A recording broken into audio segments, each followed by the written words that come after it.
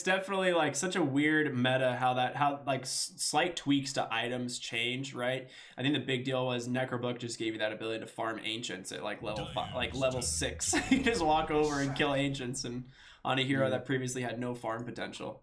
Yeah, and I mean, it makes sort of sense. You build those double Sage's Mask, allows you to spam dagger like off of cooldown, which is insane as well. Yeah. You tank up for your necro units, it increases your. It just ended up owning, and I was wrong, and I am never wrong. Yeah. Leshrac responds to the Death Prophet in the mid lane, I'd have to guess. Uh, yeah, but it actually, I was thinking that the Death Prophet, it fills a lot of those same roles that Necrophos fills. Mhm. And you could run that against the Spectre. We did see Death Prophet played off lane once this tournament. Do you know What which do team? you think? I would say I've seen 3-position Death Prophet a lot before this as well. It is definitely a feast or famine type hero. Like if Death Prophet doesn't have a good game, she's not a hero. She's like one of the most item dependent heroes in the entirety of Dota 2. Like I feel like this hero does not offer a lot without at least two good items. Like yes, you have the silence, but at that point it's like it's your core that offers just a silence, and if she pops exorcism, usually just gets focused down. So it's Yeah. always kind of a funny scenario. But if it is the 3-position Death Prophet, I think this game it could be fine because it doesn't really care too much about clockwork. The Witch Doctor doesn't do a lot because Maledict is completely countered by Soul Siphon or Spirit Siphon. I always go back and forth on those. So I think it could be a 3-position Death Prophet here. The Anti-Mage, though. Tell me your thoughts on this, because we've seen one so far today. It's very good against the clockwork. The issue with the anti-mage we saw earlier today was it was more so focused on CSing than shutting down the enemy lane super hard. So the Treant Protector got to get away with getting off all of his spells, harassing the enemy. I think whoever the Treant Protector was against tried to run in the trees away from him. That is the last place you go. That's like going to an abandoned warehouse when you're trying to run away from a serial killer or something. Hey, what's wrong with that? Yeah, I don't know. Speaking of that, you were like making a mad dash to try and get yourself a smoothie. It sounded like a serial killer was chasing you between games. Yeah, I'm so hungry. I had cereal, like 9 a.m., but that was about it. You have stairs, right? Because it definitely sounded Oh like. yeah. There's definitely okay. a stairwell next to this room that I just booked it down, made a quick Yeah. smoothie, and we're back. So I'm filling myself up, refueling between the games here as much as I can. Also, kind of during the game. I'm also refueling with my monster. Yeah, can we talk about that really quick? We're halfway through the day, so nothing really gets you better for the second half than a nice ice cold monster. Tell me, what you drinking there, sir? It's just the regular. Again, I was having some green teas. Bought a couple for my roommate, as I was talking about earlier. Yesterday I was buying some Zero Ultras, but some of these games went pretty late, and I wish I had one with a bit more sugar. So Yeah, I feel that. So, I mean, shout out to Monster. Thank y'all for making the tournament possible. We appreciate you. I know BTS appreciates you too. And, if you got a Monster on you, crack it open. I'd stand you guys even without the sponsorship, but the added ability to be able to do NA Dota thanks to you helps quite a bit. Oh, yeah. Ooh, the Kunkka. So it is what we thought. The offlane prophet. We were correct. The theory craft out the window. So Kunkka for the mid lane, pretty good against Leshrac. I mean, they could do the same thing, which is move the Leshrac to the off lane into the AM, but that doesn't sound particularly good. I don't think it's terrible, but you do need something here in this side lane here to try and shut it down. Yeah, we'll see what they try to run. Again, I keep thinking about the anti-mage. I keep thinking about his matchup with Clockwork. The Clockwork's goal is to kind of it does the same thing that we were talking about Earth Spirit. It's one of those position 4s that cut the waves. So this is a mid MK, one of the heroes that is a hard counter to the Kunkka, right? That's the idea. So they're gonna pit. I look very angry. Sorry. You're just like, I am upset with this pick. I've had a lot of people tell me that Monkey King is horrible lately. I'm inclined to agree. The biggest issue with him is that his ultimate is like a non-factor right now. It is so easy to just walk outside of it. The cooldown is huge. A lot of times it's not worth using the wind-up time and restricting the area going to sit inside the team fight. I think it's pretty awful, all things considered. The Yeah. only person that really run it that much is Thompson. Beast Coast again ran this Monkey King a different game. Did they win that game? I'll pull open these stats. I actually didn't have the Wikipedia page open. I remember seeing it. He was sort of sitting inside his arena. The game was going decent for them. Real quick though, this is a mid Death Prophet, so they're gonna run Kunkka on the off lane. It's King RD playing the Kunkka into the safe lane Spectre. So I mean, maybe they swap roles because 40R is the mid laner for Team Brazil, right? But you don't really want to put Kunkka against the Monkey King. It's one of the only lanes that Kunkka like really does struggle against. So it makes sense if they decide to put the Death Prophet there. Yeah, change things up at the last minute when that comes out. Again, that's one of the things that's really good with the flexible draft. They put Flea on the Tiny. This guy has had an amazing performance this tournament with his Tiny and his Mirana that he's been playing mostly. I've been impressed with him. I just want to double check what server we're playing on real quick. It looks like we're on US East. Yeah, I think they were going back and forth on whether or not they're going to play both games on US East or if they're going to play one on Brazil and one on Peru. But I think they ended up deciding to do both games on US East. Yeah, again, it's either one is unstable for one team one game, one unstable the other, or both teams just semi-stable. The real winner here is Flea, who's the one person. Flea's like, yay! Dude, I mean, and he's on his like one of his best heroes, this Tiny. So I mean, you enable him, why not? Yeah. Can't complain about that one. Gets his boots first. He's just been blowing people up with his toss avalanche combos. Always, he has really good positioning, and he's always like a high impact greedy position for. Yeah, that's what I like about him. It can backfire sometimes, but this tournament he's had some pretty good games. Oh yeah, absolutely. Can definitely back. Whoa, where's my game? How do I not have a game? What's going on here?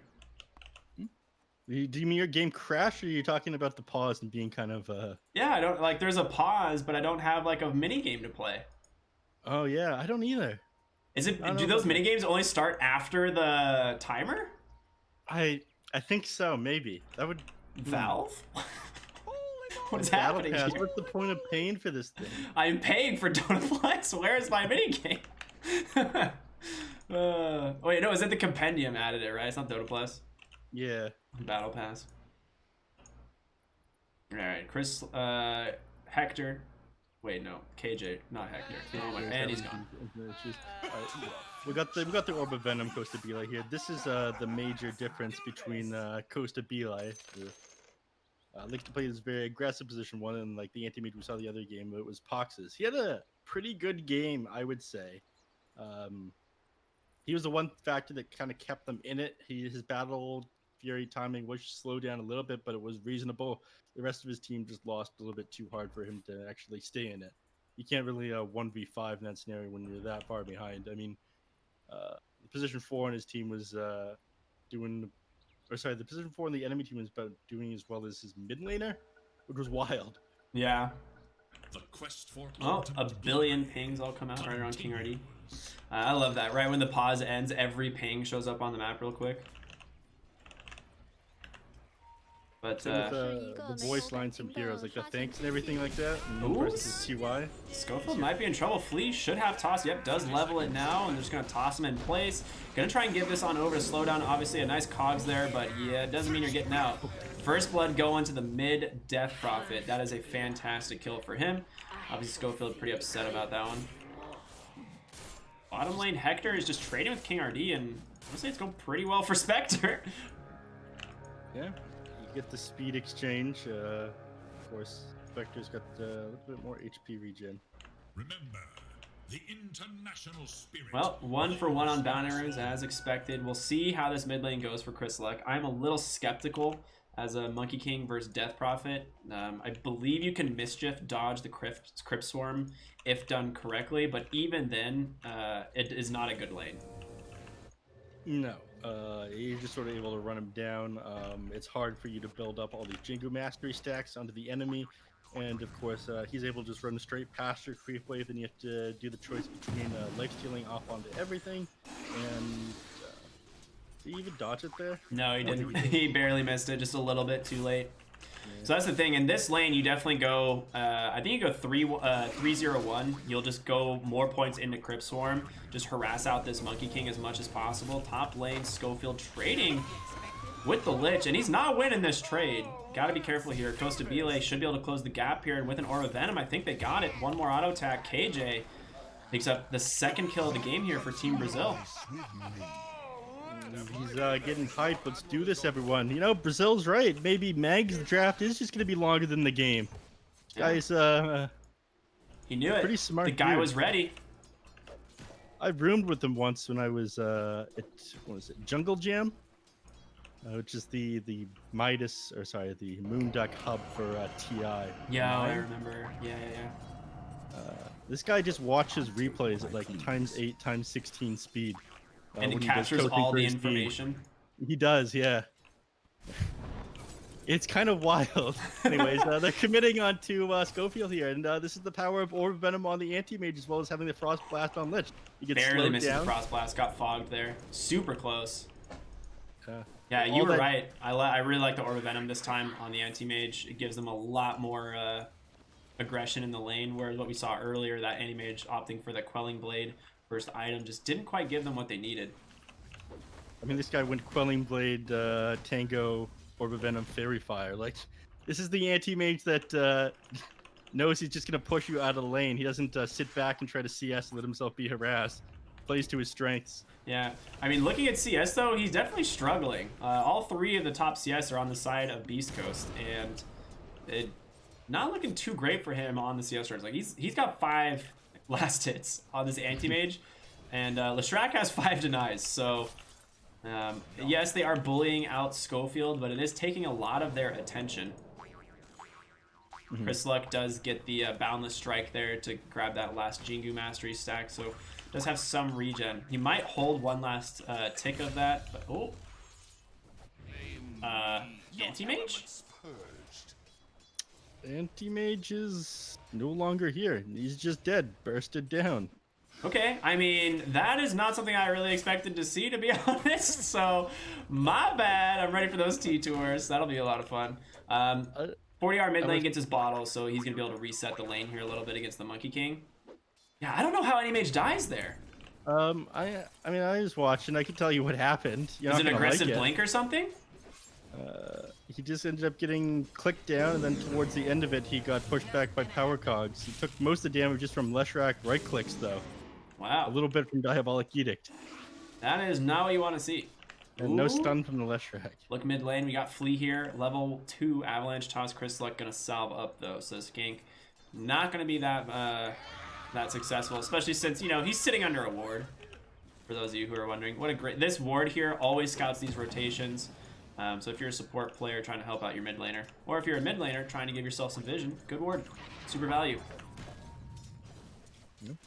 Nice rotation to the top lane. Ooh, Whisper pops a wand. He's gonna survive here. Oh, the split earth. Who's gonna trade? They trade each other. Oh my gosh, what a nicely done kill there. A nice Avatar's gonna pull Witch Doctor underneath 4DR. Gotta be careful though. One more auto attack does get him. Now Chris Luck chasing him down. Boundless Strike as well. He does have Maledict, but again countered pretty heavily here by that Spirit Siphon. So a successful kill here in the mid lane. I don't think anyone got the rune. Who was that picked that up? That was Schofield. Wanted to grab it. Oh, yeah, DD, there it is. Stop it from the Death Prophet grabbing it because she does have the ball. You have to wait till 5 minutes now and grab those bounty runes. But things. Oh, top lane. Schofield just going in a little bit too aggressive. Split Earth does catch 2 here in the level 2 Diabolic Edict doing work. Costa Bile, can he get out? He's gonna chase him down. No blink, but he gets fogged. The slow from the Lich was just enough. Now Whisper not gonna be able to connect. Salved up. Costa Bile surviving by the hair on his butt cheeks. Yeah. On one hand. Speaking of surviving, not gonna happen for Spectre in the bot lane as the Avatar comes out. King RD wearing him down with those Tidebringer hits. And Flea's chasing after Stinger. Yeah, he doesn't want Stinger to get this bounty rune. Unfortunately, he does. But he's got the Avalanche in the toss in a couple seconds, and here comes 4DR. That's always a nice little assist there. No way out if you're Stinger. He's trying to like get them to group for a cask, right? But really well played there from Team Brazil. Now up 7 kills.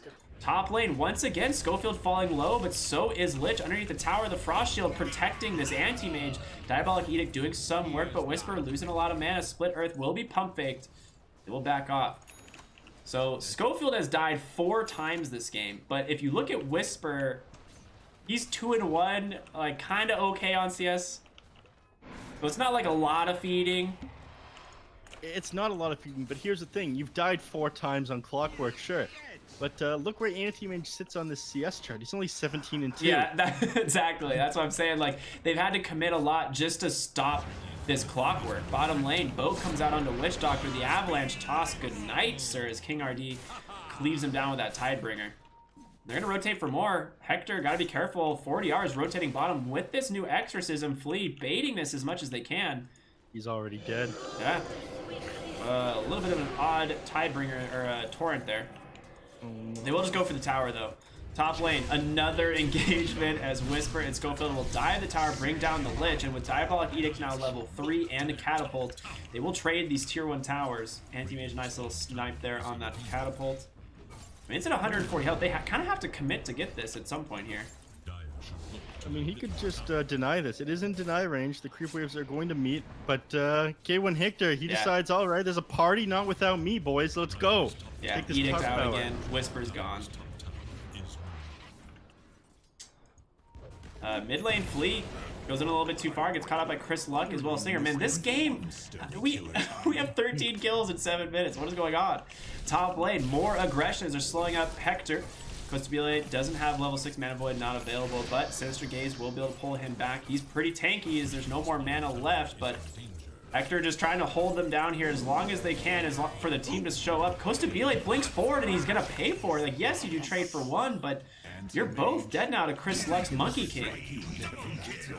Oh, that felt so bad on Anti-Mage. You blink forward to try and get that kill. The Frost Blast finished it. Your blink forward was wasted. You died for absolutely no reason there. Yeah, he could just get out and... Yeah, that's a yikes. Can we just talk about how good Chris Luck on Monkey King is? I feel like this is always a treat every single time I see him play this hero. I mean, yes, he went into this Death Prophet mid lane and is still somehow 44 and 10, 3 and 0, 8 minutes into the game. Oh, all right, there's musical chairs. Nice. Get ready to dance. All right, let's see if the players actually play this. A lot of the time, you know, they're entitled. They're here for their salaries. They're not here for the game, which of course is musical chairs. But I don't understand. I don't understand. I'm clicking so fast, nothing happens. I don't get it. They should let the casters in on this. You know, if the players aren't going to play, people need entertainment during the pause screen. Yeah, what? We could definitely just show them up and be like, look how good we are at clicking a circle.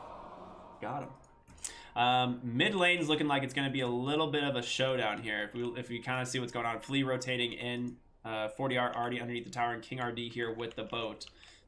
Spectre is TPing in, and they do have a nice high ground ward here. Let's see what ends up happening, though. Game's still paused. We're still waiting for King RD to reconnect.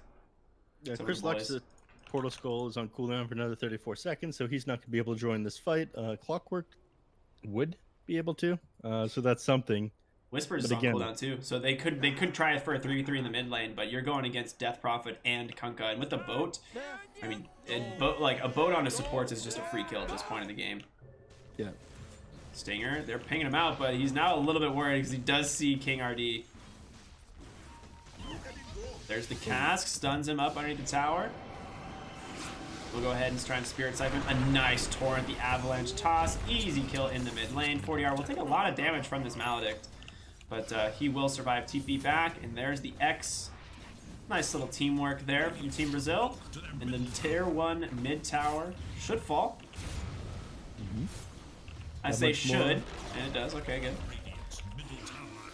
I wanted to give it up to Death Prophet maybe, but that's a little more map control for Team Brazil. They get the two they caught Spectre, powers. the boat on the mark. Can they bring him back in time? The boat will not connect. Looks like X just not available. Unfortunate, but Whisper looked like he was about to commit to the fight. You have to be very scared of him. Again, he's got tons of movement speed at the moment. He's at this level 6. He's got 3 points of Diabolic Edict. Oh, watch Bleed burn. No, the toss back. He tosses him into 3, actually. What a setup. Whisper gets brought down immediately. Lich falling low. There's the haunt in. But that illusion just gets melted, and now Spectre can't really afford to come in as 40R's just bringing him down with his Exorcism. Chris Luck with a really aggressive blink, but he's all by himself. He's trying to get that last Jingu stack. He does. Misses the Boundless Strike onto that Tiny. Will be able to bring down King RT. Maybe no, the X, the Torrent, he brings him down. Chris Luck finds nothing. 4 heroes fall for the side of Brazil, and all you get is this Lich. God, that looked so dangerous at first for Flea. He walked right into that. He had Right? 0 armor, walked into all those points of Diabolic Edict. He opts to toss him back in, like he's jumping into a burning building or something for the sake of his team, but ends up securing him that fight, and all of those kills are so important. Again, slowing down Chris Luck's game is so huge for them. Yeah, that was such a sick play. Really well done. Chris Luck, I think, just getting a little bit too greedy there. I mean, he tried to hit that Boundless Strike onto the Tiny. He had some vision here on the high ground, but just ended up getting fogged and not securing that kill. Didn't get a lot of life back either. And, I mean, you're fighting inside of an Exorcism. What can you do, really? Rule 1 of fighting into the Exorcism, don't fight into the Exorcism. Yeah, that's a pretty good rule. I like that one. Actually, I offer coaching, you know. Other tips like this one, tips and tricks. All right, over here, Costa Bile, getting closer to his Battle Fury. Again, you shut down Chris Luck's game so hard because he spent all that time not really doing anything because you TP top. TP's mid, dies immediately. Like, he was feeling so strong prior to taking that last team fight. I think that's one of the reasons why he went in afterwards. Yeah. We punished him so hard. I mean, overall, this game's really close net worth-wise. The Spectre just slightly ahead of the Anti-Mage, but both mid-heroes almost dead even, and both off-laners pretty darn close as well. Kunkka just being one of the fastest farming heroes currently, right? So he's going to always kind of edge out that Leshrac. Finishes his drums there. See some jungle items start to drop. See where are we at. Taking a look. Oh, nice. Keen Optic for Kunkka. Arcane Ring for your Death Prophet, that's really value. For the Radiant, an Arcane Ring for Spectre. We talked about how important mana regen is on this hero. This basically makes it so you don't have to have any other mana regen items, which is super sick. All the other ghastly entities are going to be so jealous of her ring as well. Yeah, true. And we're paused again. Shout out to our Dota 2 BTS Pro Series pause, brought to you by Monster Energy. Yeah, Monster Energy, the best pick-me-up you can possibly get in these downtimes. Is that about where it goes? Something like that. Yeah. I just think it's hilarious to shout out to a sponsor when we watch things nobody wants to see. But you're running into tons of ping issues. Again, half the players playing from Peruvian servers, half of them from Brazil. And of course, the players, most of them aren't in their team houses. That's usually how they get around it, just multiple lines of internet over there. The only one in the team house right now, still in Beast Coast, I believe, is Chris Luck. I'm sure you've noticed that he's had a phenomenal performance in all of these series. Oh yeah, dude. Chris Luck has looked really good this whole tournament. I've told the stream a number of times. I don't know if you've been watching it, but I talked to Mr. Coast. Apparently, what he did is he bought them a grill. Ooh, Schofield's about to go down. Yeah, no way out on that one. Supposed to be like picks it up with a nice mana void, so a little bit of change going his way. Flea? Oh, the toss back, Chris Luck. Oh, I mean, Sinister Gaze as well. Dude, Flea finding the important kill. Dude, nice call out. That is... It literally cannot be understated how important that kill is right now, because realistically, Chris Luck is one of the most important heroes on the map right now. You felt so strong on him. Again, you picked this hero that to have a good laning phase, to counter out that Kunkka pick. The fact that you're shutting him down now is just so big. Oh no, Stinger. Flea is just a monster, man. This guy is out for blood. Nice hookshot catching too, but you're 4v1. Haunt does come out. Chain Frost, it's gonna bounce here, do a decent chunk of damage. They're just gonna back off on Brazil. I mean, they don't really mind. Like, they're just finding kill after kill on Flea, and look at his net worth. He's 3,500. He's only 200 gold away from a Blink Dagger, man. He's so close. When he gets that online, Clockwork Witch Doctor just gonna have the worst time. Again, it does like over 1,000 damage in that combo after resistances. I mean, even Chris Luck on the Monkey King is really susceptible to that. Speaking of Chris Luck, nice Yules comes out to cancel out those Jingu stacks, torrented into the air. He's dead. The Avalanche is there. One more auto attack from 4DR, and they've got it. Kunkka gonna get brought down here to this Maledict Death Ward. You can try to TP home, sir, but that is gonna tick. And he will die in the fountain. Bottom lane, Costabile taking some harassment from Clockwork. But he's getting closer and closer to that Battle Fury. Anti-Mage looked pretty good. After that, I'll grab his Manta Style. There's not a whole lot they're going to be able to do. Again, Leshrac just becomes a target for you to jump on, burn down the mana of, and of course, burst the rest of the team with that Mana Void. Is under attack. Well, they have the Diffusal on Hector, but you also have Blink Dagger on Flea. 14-minute support Tiny with a Blink Dagger. He's going to go to base, fill up his mana, and then go hunting. This is what he does. Every single hero on the side of Beast Coast, minus the Clockwork, really, are in danger. Chris Luck just finds Costabile top. I caught the final bit of it, just a Boundless Strike and a couple auto attacks. And that was it. Yeah, he's just sitting up there, not at full HP. Dyer's top tower is under Well, attack. you'll pay for that. Chris Luck finding a way back into this game. I mean, he started so strong, then just died 3 times in a row, but he finally finds a kill onto Anti-Mage by himself. He's paying things out. He goes, okay, let's ward up their jungle. Let's get in here, boys. Slow down the Anti-Mage's game. They're smoked up, looking for Death Prophet. A nice Haste Rune might be able to protect him, but they catch the Maledict, the Boundless Strike. Death Ward is there. You should be able to get brought down pretty easily backside of the fight. Clockwork's found the Lich. Solo kill, easy enough for him. Thanks to that battery assault damage and a quick 2 for the side of Beast Coast. Didn't commit onto that too hard, fortunately, for Team Brazil, but 2,100 XP, about 1,100 gold going their way after that fight. Exorcism, again, wasn't committed. I think he's not going to pop it until he hits level 12. But that feels pretty bad. You were doing great. You shut down the Monkey King. Ooh, mid lane. They've caught him. Oh my gosh, the Avalanche toss will send him back. The boat comes through as well, but you've lost the Tiny once again. And Chris Luck, I mean, he was just walking around with Jingu procced, ready to go. Hits a great 2-man Boundless Strike. What's up for an easy cogs? That looked really scary. If they, Tiny had the blink, and it looked like he was trying to find a go, but did not see Chris Luck in time as Chris Luck just rotates over from the side, brings him down.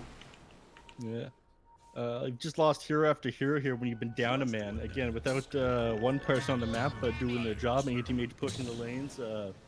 Death Prophet, again, with a constant threat of running people down, silencing them. And then Tiny, you kind of lost your pacing a little bit. East Coast did an excellent job of taking advantage of that. Made plays happen everywhere while they were playing that sort of greedy a hero down on Brazil. Mm-hmm. Yeah, and suddenly Hector, pretty much top of the charts almost on the Spectre. I feel like Hector is one of those people that finds an absurd amount of farm, and I'm never sure how it really happens. He'll get a couple minutes of space, and suddenly he's top net worth. It just is a repeating thing in almost every Beast Coast game. Yeah, again, he's definitely the bleeding. Haunt is in, a nice hook shot. They're looking for the Death Prophet. Death Ward doing some serious work as well. Boundless Strike will bring the Death Prophet down. Now that Chain Frost is just bouncing back and forth. Clockwork gets a double kill as the Flare will finish him off, and Chris Luck looking for more. That is rough. You need to stop letting them get on top of this Death Prophet at the start of these fights. Again, she's made no progress now the last couple of minutes in the same position that Chris Luck just was. While Anti-Mage is doing his thing, you need to play a little bit more cautious. They're very happy to run it. You play 5-man Dota at the moment. Yeah, especially when you have that hook shot up and you can just get on top of the Death Prophet, and there's not an escape mechanic for her, right? Her escape mechanic is popping Spirit Siphon and Yules and hoping that you can get enough health to stall it out for your team to show up. But they just have so much damage on the side of Beast Coast, the Death Ward, the Boundless Strike. They haven't even committed a Wukong's command this game. Hasn't even been necessary. I mean, one hand, yes. On the other hand, this is the last ability he's leveled up. He just hit level 13 and got it. Again, I was saying it's like the... Oh, right. It was just B-Cup here, not you. I didn't bring this update. It's the worst skill in the game right now. The fact that you can't bash people anymore, they nerfed that years ago. They took away his Echo Saber ability, slowing people down in it. Wait, the Echo Saber doesn't proc now either?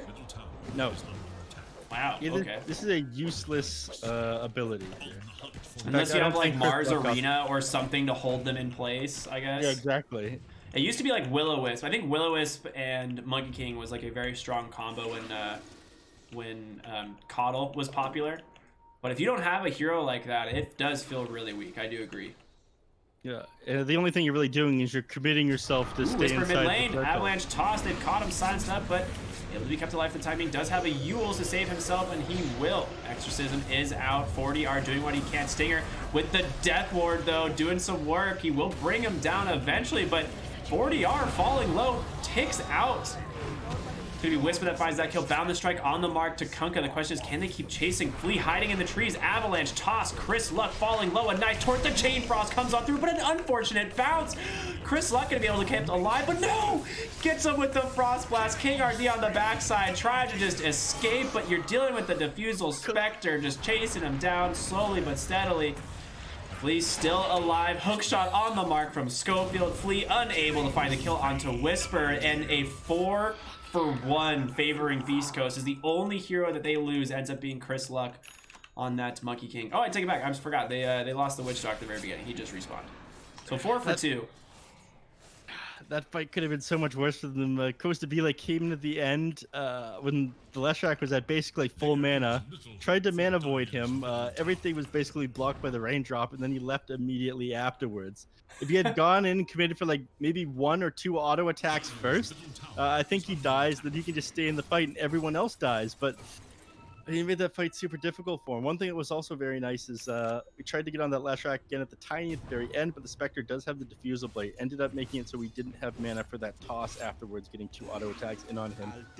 So that Diffusal Blade already doing work. But Costa Bela, he needs to start contributing to his team in these team fights. The Manta style's coming on a little bit too slow, and honestly, that entrance to the last fight was kind Less of than ideal. hilarious. Yeah.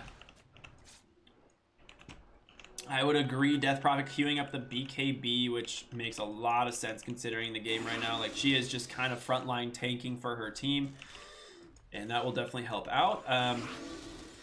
Gosh, like Flea had some really great initiations into that fight. Chris Luck barely goes down, about to get that last Jingu attack there to try and proc it and get himself back into the fight, but instead that Frost Blast right on the nose. This very, very close fight. Like you said, could have gone either way depending on what happened, but Costa Bela not there. Check the enemy heroes before you mana void them. Clapping emotes. Yeah, when are we gonna get mana bars enabled in game, right? That'd be pog. Buff to all anti-mage players ever. I think it's just like another like low skill quality of life buff. You know, if you've got stupid hands and you can't click the enemy heroes, you get rewarded for that. Stupid hands. I don't know. We've got a bunch of other things like that like make no difference to like extremely high level gameplay, but due to low level, like you can hold alt down and like see tower vision, like creep boxes and all that kind of stuff. I'm sure it's only a matter of time till you can see enemy mana bars. No, I don't think they'll ever do that. It's one of those things where it is too much knowledge in a fight to see everyone's mana bars, right? Yeah, but then again, it's like it's something that you would have otherwise. You can click everybody and just sort of see. But I've always been somebody who's been able to watch everything that happens in like the team fight, and of course I've got like I used to have a stupid amount of mechanical knowledge and all these weird bugs and hero interactions, but it's all kind of handed to you now, which is a good thing because Dota's less miserable to try to learn as a new player. You don't just go, okay, I was gonna what say, the if you're hell a new just player, happened? right? That's a big deal. Imagine being a new player and finding out what stacking is, and then being like, "Oh, I guess I have to go memorize all of the stack timers." And then the patch comes out, and they change every camp and all the stack timers again. You're like, "Cool. I guess I won't do that anymore." Guess I'll spend the next 2 days in the lobby. See you guys when I'm back. Yeah. So it is. I do agree. I do love those quality of life changes. Just makes it easier for everybody. Except for when they don't actually update the stack box timer. That's always it feels weird, man. Yeah, that one you got to just kind of know, so the game lies to you and you feel awful. Whisper didn't Yules himself, and he just gets tossed back right onto King RD. He's gonna try and turn it around. Chris Luck jumps on in. Nice Spirit Vessel on top of him. Dude, they're just ready to fight. They baited it out. King RD trying to just escape through the trees, but Hector's gonna chase after him. They do lose the clockwork, but just a 1-for-1 so far. The support for support. Exorcism is down. A nice Yules up onto the Monkey King, so he has no boundless strikes. Pops the BKB. You're just burning to this Exo. Chris Luck, you gotta be careful. He will survive as they do surround him. A nice fight there for the side of Beast Coast. Kunkka was out, man. He had no health, no way to re-engage. Kunkka wanted no part of that from the very start. Again, it was Flea blinking and tossing Whisper back, who's like one of the biggest contributing factors in this team fight. The amount of damage output from this guy is insane.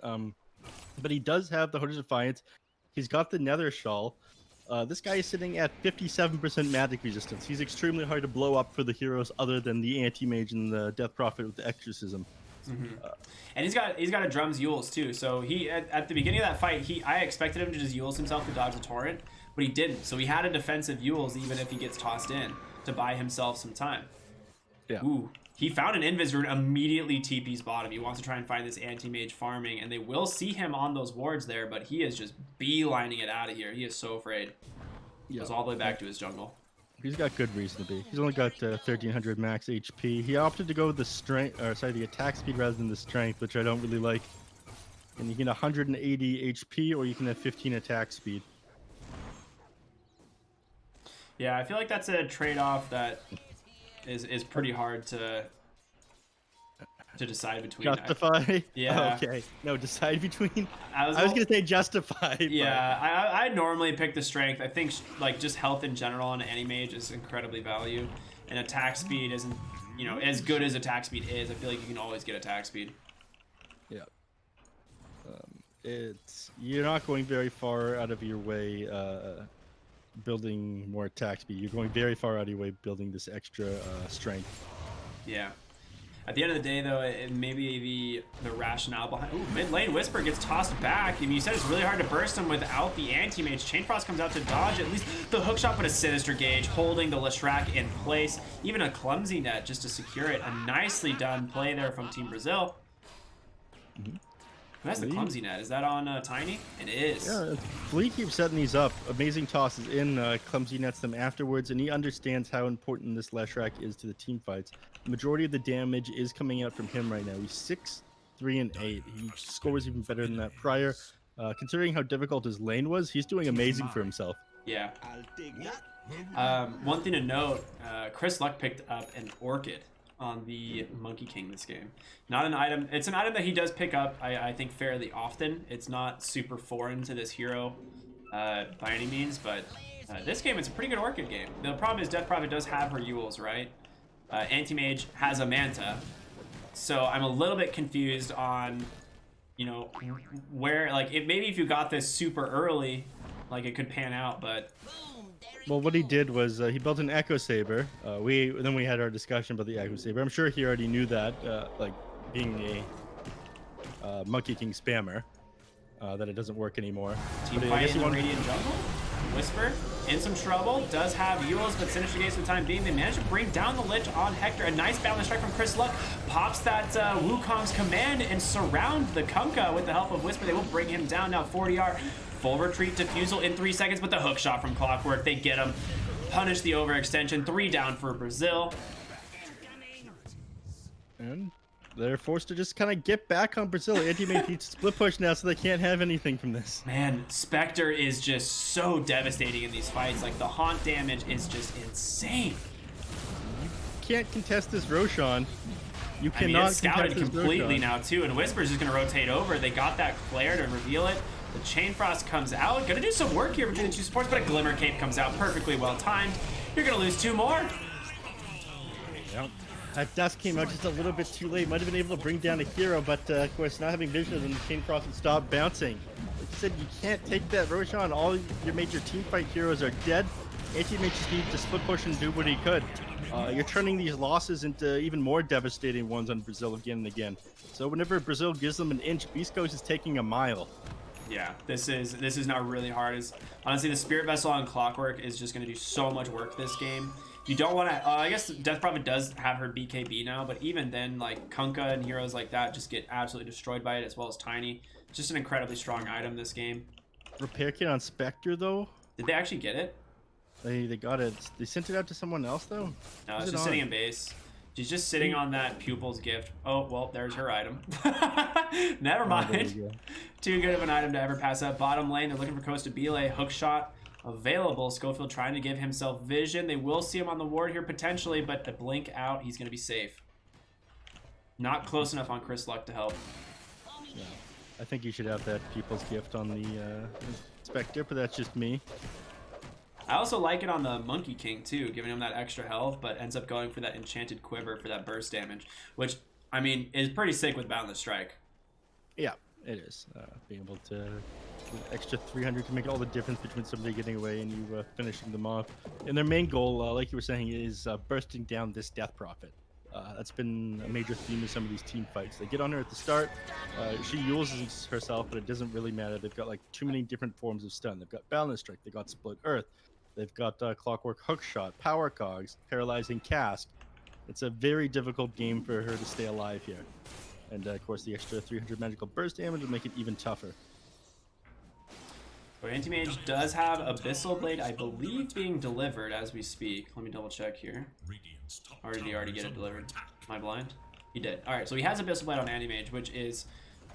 You pretty much, if you blink Abyssal Blade this Leshrac, there's no surviving it, right? Like, it's gonna go down. The only counter is really just the hook shot coming out from the Clockwork to try and buy him some time. Does Leshrac really have 2.8 agility per level now? Yeah, that's what it says. That can't be right. Why has he got 12 armor? He's got no armor items. I don't know. I'm sure that's some sort of glitch in Valve system. Hero shouldn't have that kind of armor. Yeah, he does have a lot of armor. I didn't even realize that. Yeah, 2.8 agi gain. Whatever. They'll fix that one, I'm sure, after watching this broadcast.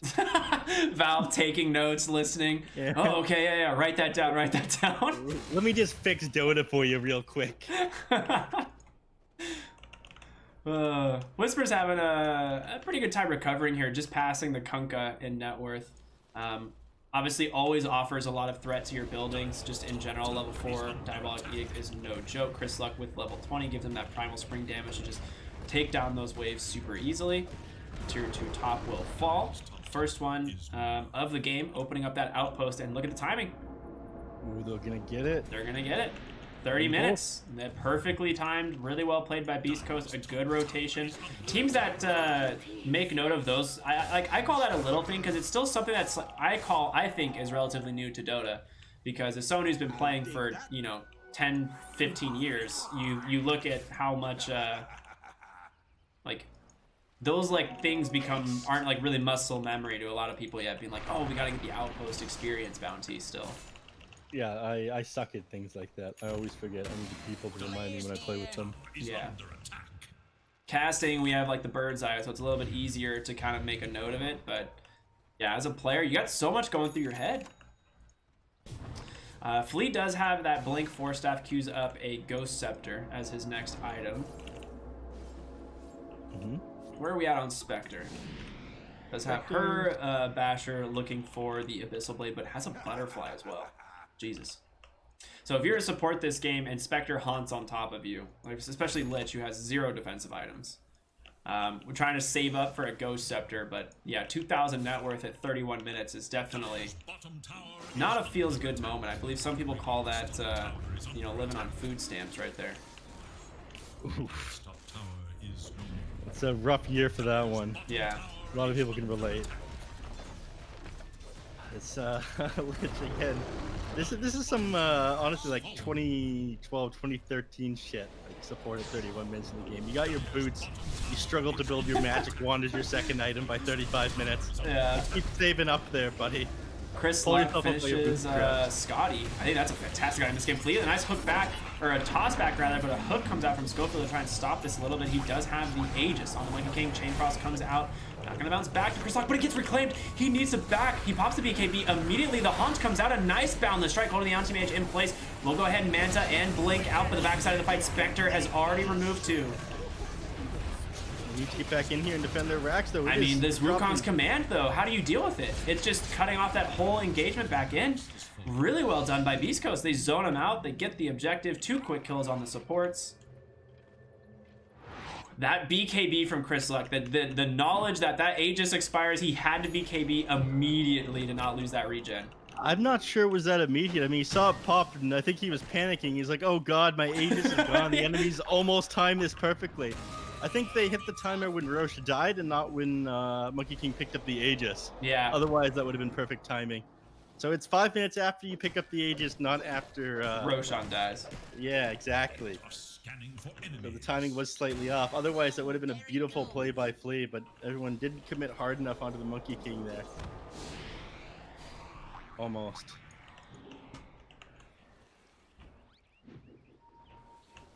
Chrisluck with this arcane rune just jumping all over the map. You love this, man. It's so much fun. tower is under attack.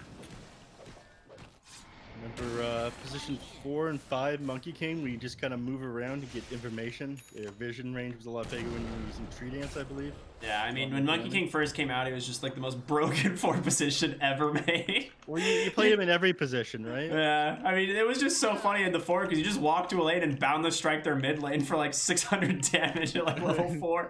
And you're like, all right, cool, I guess I'm dead. Super fun. Flea, they will pop the smoke here, so you know someone's on the other side of the tree line, but there's the Abyssal, comes right on into Whisper, the Avalanche toss, he's done.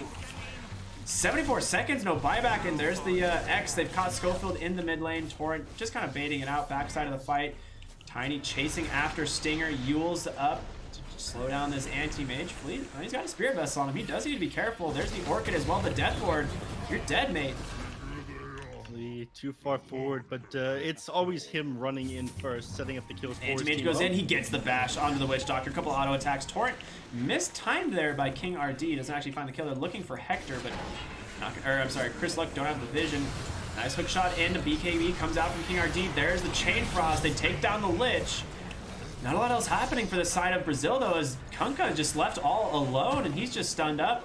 Nice balance strike onto the Death Prophet. She will have to pop her BKB. No. The Exorcism as well. Oh, can she turn this? The Spirit Siphon, she's got nothing left. That Spirit Siphon made absolutely no sense to me. You have buyback available on the Death Prophet still. Your anti-mage was gone. There was no way you take that fight. Now you don't have it for the next one. Yeah, you have no EXO. Your BKB cooldown or charge like duration now reduced again. Yeah, this is, I mean, this was a big win here for Beast Coast. They just finished the Abyssal Blade on the Spectre, Schofield. Just like heading, I'll be honest, Schofield has set up so many great kills this game. Yeah. Schofield has been doing work. Last night as well on that Earth Spirit. I suggest you go and you watch that replay. That guy was popping off in incredible ways, you know. Let's see, Whisper, where are we at? Picked up the Vlad's for his team, does have that level 20 talent for that Pulse Nova damage. Going for the Kaya Sanj, just a generally good hero. Kaya Sanj, Kaya Yasha that we saw the other game. Well, almost. I never He see that almost item. got to it. Which would have been funny. I think that would have been the first time we've ever seen Kaya Yasha built in a pro game. I might have seen it. I've done it once before on a Zeus in a game. I had like ninja gear and I was moving around like constantly smoked up with that item. That's pretty funny. Costabile does have his level 25, so he has that 20% extra magic resistance from that counter spell. Going for the BKB as the next item. Honestly, Spectre and Anti-Mage are pretty close in net worth, and I feel like Spectre is one of those heroes that, if you're on par with an Anti-Mage, I don't know how you actually can deal with the Spectre, right? You have to be pretty far ahead as Anti-Mage, I think, to actually counter her. Yeah, one thing that people tend to forget about Hook Anti-Mage. shot on to Flea. Do they have detection, though? They don't, but they get them anyway. They get a gem, so there's some detection. That's pretty nice. Take your weapons from the enemy and use them to kill them with. Yeah.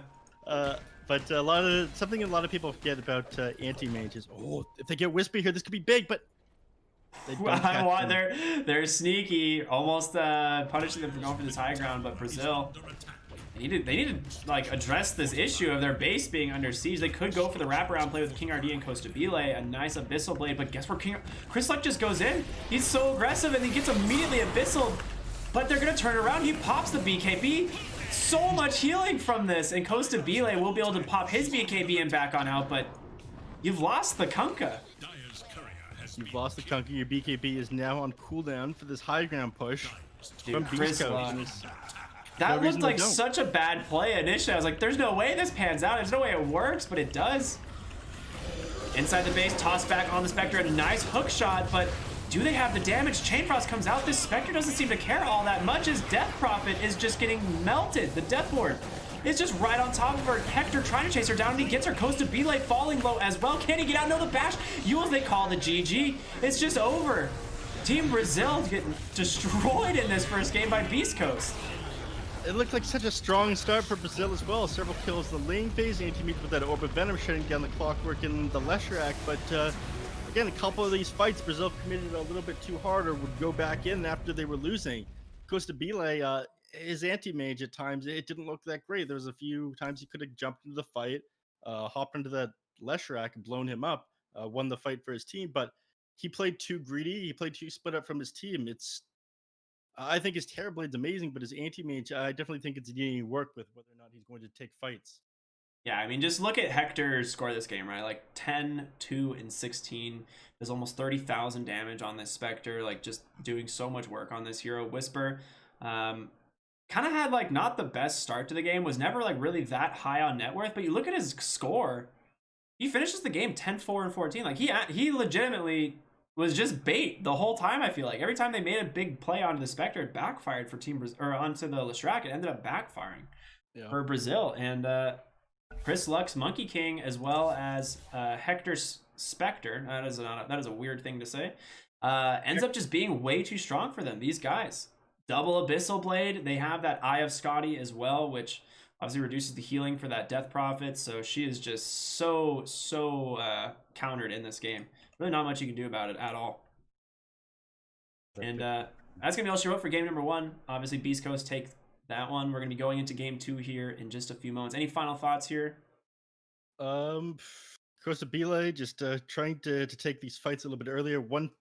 My biggest takeaway from that game is how awesome they were jumping onto Spectre here. 4DR had a pretty good start, but in these team fights, the Witch Doctor Stinger here focused him down. Same with Schofield, made it impossible for him to really last that long with his exorcism. So positioning in these team fights was amazing by the heroes of Beast Coast. They knew that number one most important thing was to blow up Death Prophet. That's exactly what they did. Didn't have the damage without it. Agreed. All right, we'll be back in just a few minutes, so don't go anywhere. Thank you guys for tuning in. We'll see you in just a little break.